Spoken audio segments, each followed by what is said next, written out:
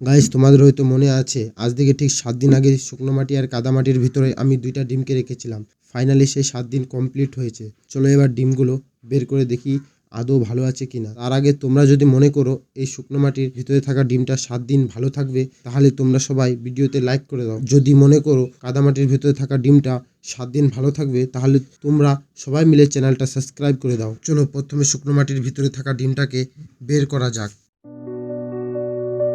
হ্যাঁ, এবার চলো কাদামাটির ভিতরে থাকা ডিমটাকে বের করা যাক।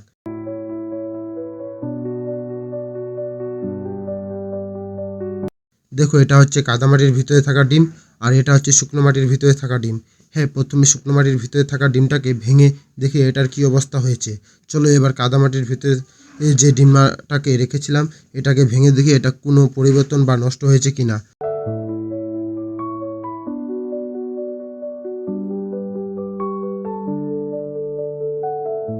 দেখো, এটা হচ্ছে শুকনো মাটির ভিতরে থাকা ডিম আর এটা হচ্ছে কাদা মাটির ভিতরে থাকা ডিম। তাহলে আজকের উইনার দুটো ডিমেই।